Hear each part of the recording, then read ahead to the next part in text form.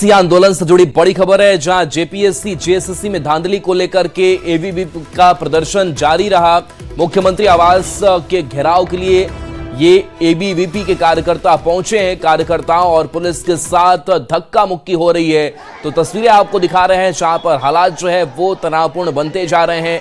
एक तरफ लगातार छात्र अपनी मांगों को लेकर के लगातार करीब 15 दिनों से प्रदर्शन कर रहे हैं, लेकिन इन सब के बीच, वार्ता के बीच देखिए कैसे धक्का मुक्की जो है वो चलते। हम विद्यार्थी परिषद के कार्यकर्ता लोग उतरे थे और हमें डिटेन करके एक गाड़ी में 10-10 लोगों को डालकर लेकर गया। ये बताइए, क्या हम लोग आतंकवादी हैं? अगर विद्यार्थी अगर नौकरी और शिक्षा की बात करेंगे तो हम आतंकवादी हो जाते हैं, जो हमें गाड़ी में डाल के ले जाने के इन लोग काम करते हैं। मैं पूछना चाहता हूँ हेमंत सोरेन जी से कि हेमंत सोरेन जी, क्या विद्यार्थी आपको इसीलिए बैठाया था यहाँ पर? राज्य का जो विद्यार्थी था आपको इसीलिए कुर्सी दिया था झारखंड का कि आप लोग हमें अरेस्ट करें और डिटेन करके थाना में ले जाए।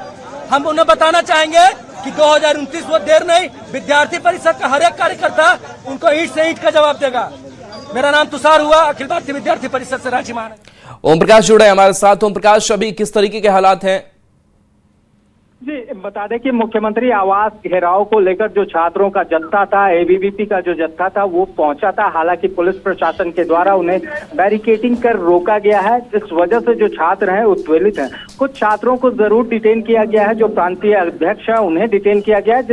इसे लेकर भी छात्रों में आक्रोश है। उनका कहना है कि जिस तरह से छात्रों के प्रति अगर कहा जाए तो जेपीएससी जेएसएससी को लेकर जो छात्रों का प्रोटेस्ट है वो जायज है, और अपनी जायज मांगों को लेकर ही जो छात्र हैं वो अड़े हुए हैं। लेकिन सरकार जो है वो उनकी सुध नहीं ले रहा, और ऊपर से प्रशासनिक दबाव के कारण इनके आंदोलन को दबाने की कोशिश की जा रही है।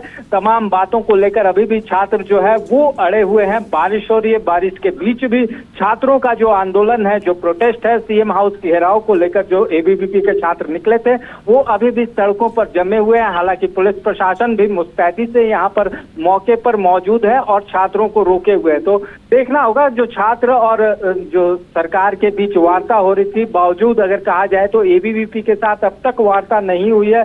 एबीवीपी का कहना है कि हमारे साथ वार्ता नहीं हुई है, और कहीं ना कहीं जो तमाम छात्र संगठन है और कहीं ना गुटों में बांटने की कोशिश जो है उस सरकार के द्वारा की जा रही है। इस तरह के आरोप जो है एबीवीपी के संगठन के द्वारा लगाया जा रहा है सरकार पर। बिल्कुल ओम प्रकाश, जब ईमेल के जरिए भी सुझाव मांगा गया तो आखिर किस तरीके से अलग अलग जो गुट है वो बन गए हैं कि एबीवीपी के जो छात्र है वो कह रहे हैं कि हमसे बातचीत नहीं हुई है, बाकी कुछ और छात्र गुटों से बातचीत हुई है?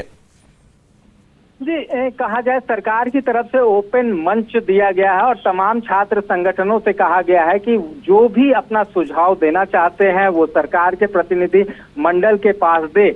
लेकिन अभी तक न एबीवीपी के तरफ से पहल की गई और न सरकार की तरफ से एबीवीपी के पास पहल की गई है। और वहीं दूसरी तरफ अगर कहा जाए तो जो एबीवीपी के कार्यकर्ताओं का कहना है कि सरकार जो है वो मनमानी कर रही है। जिस तरह से भ्रष्टाचार हुए हैं, जिस तरह से ब्लैक लिस्टेड कंपनी को ये पूरा एग्जाम कंडक्ट करने की जिम्मेवारी दी गई है, वो कहीं ना कहीं गलत तरीके से हुआ है। इसमें बड़ा गड़बड़ झाला है और पूरे मामले की सीबीआई जांच जो है वो जरूर होनी चाहिए। इस तरह की मांगों को लेकर जो एबीवीपी के कार्यकर्ता है वो मुख्यमंत्री आवास घेराव को लेकर अभी भी सड़कों पर जमे हुए हैं।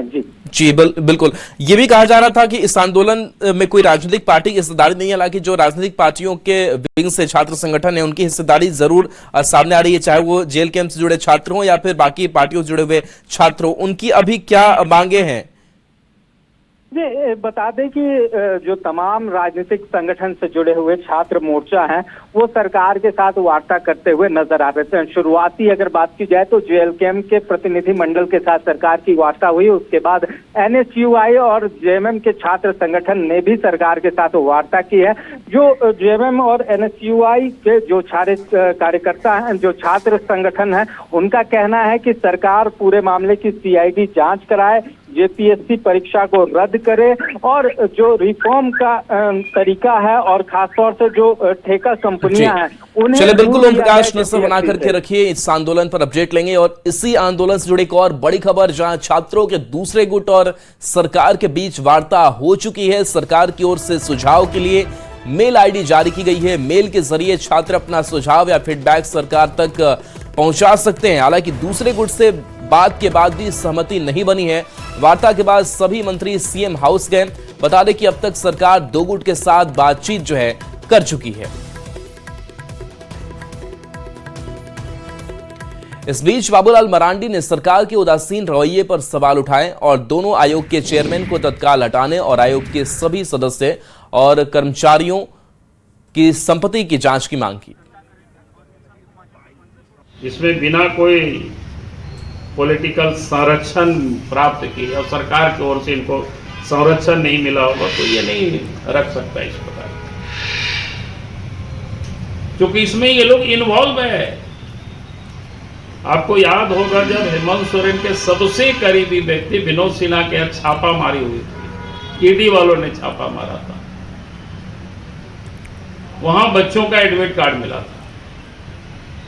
उस समय ओपन अखबार में सब छपा है। भाई वो तो कोई उनका घर तो कोई जेसीसी या जीपीएससी का दफ्तर नहीं था, फिर वहां क्या कर रहा था इस तरह? तो बिल्कुल क्लियर है भाई।